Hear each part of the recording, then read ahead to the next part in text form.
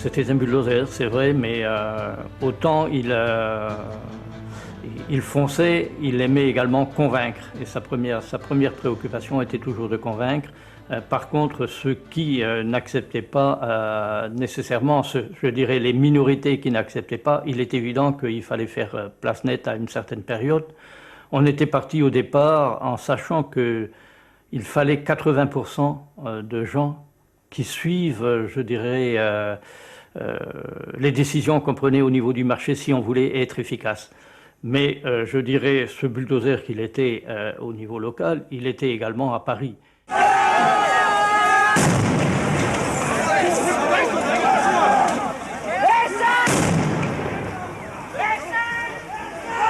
Ici, tous les paysans ici là, hop. Pour l'instant, j'évacue les gens qui sont vers la brigade, je les évacue de l'autre côté. Oh. Ça fait 30 ans qu'avec des copains nous baroudons pour une agriculture que l'on aime, pour une région que l'on aime, pour un pays que l'on aime. Il n'y a pas de contradiction dans notre combat, quelles que soient les responsabilités qu'on assume à un moment quelconque. Si à un certain moment, l'État français devient trop stupide, quelles que soient les responsabilités que l'on a, on est bien obligé de remonter sur les barricades pour dénoncer les stupidités. Nous en sommes à ce point. S'il n'y a pas de compatibilité entre les fonctions, le choix est simple. Nous serons sur les barricades le temps qu'il faudra. On voit souvent je dirais une image, que si vous êtes en face d'un véritable bourbier, de la boue ou comme ça, et que votre voiture est propre, vous ne voulez pas la salir, donc vous rentrez doucement. En général, vous vous enlisez. Vous avez une autre solution, vous prenez de l'élan, vous foncez, la boue éclabousse de tous les bords, mais vous passez le guet. Ici, nous étions en quelque sorte dans une situation un peu comparable, car compte tenu de l'opposition des négociants, compte tenu de l'incompréhension d'un certain nombre de producteurs, il nous avait fallu galvaniser, je dirais, les 2000 premiers adhérents de la SICA. Et quand on galvanise une troupe, quand on galvanise un peuple, il est évident qu'on ne fait pas dans la dentelle.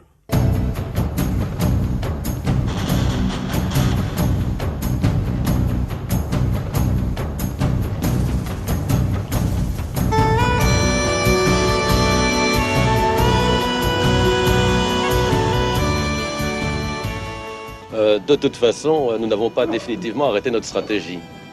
Ou il entre et il n'en sort pas, ou il n'entre pas du tout. Mais il est absolument évident que c'est son dernier voyage à Saint-Malo.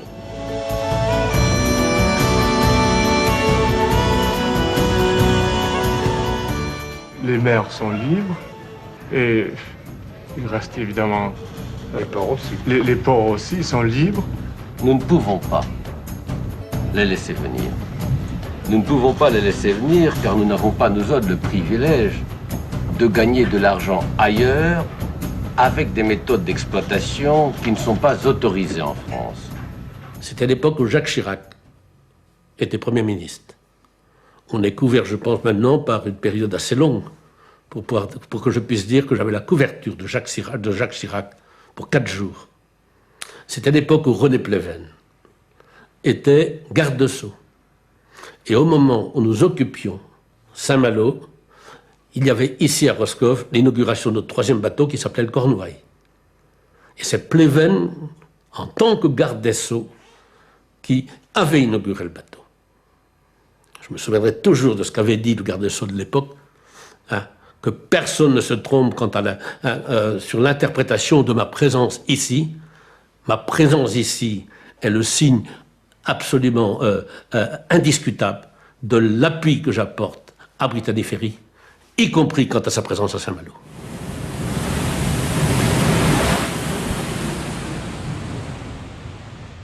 En fait, je crois que ce qui ne va pas changer à la SICA, c'est l'état d'esprit, la capacité d'innovation, la capacité à se remettre en cause. C'est le chapitre que vous avez écrit, ça. Oui. C'est pour ça que je disais que c'était la fin du premier chapitre. Oui, mais je l'ai créé avec énormément de solidarité.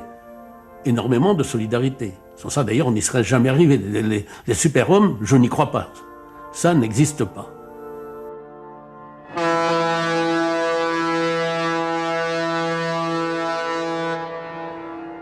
Et le capitaine sur un terrain de foot n'est pas fatalement le meilleur joueur. Bon, il faut bien mettre un capitaine qui soit peut-être un meneur d'hommes, Mais après, c'est pas lui fatalement qui marque les buts ou qui arrête les buts. Non, mais il y a des entraîneurs dans les équipes de foot aussi. Ah oui, il y a des entraîneurs. D'accord. En général, ce sont d'ailleurs d'anciens footballeurs. Mais surtout, sur ce plan-là, je pars, je dirais, en pleine sérénité. Compte tenu de l'unité de l'équipe, compte tenu de sa jeunesse, compte tenu de son degré d'ouverture et de connaissance économique. Il pourrait donner des leçons, je dirais, dans beaucoup de chambres de commerce et d'industrie. Une entreprise a de temps en temps besoin de s'arrêter pour réfléchir, pour s'assurer que les fondamentaux sont toujours bien en place et que les orientations actuelles sont les meilleures possibles à l'instant T, tout en scrutant l'horizon pour préparer l'avenir.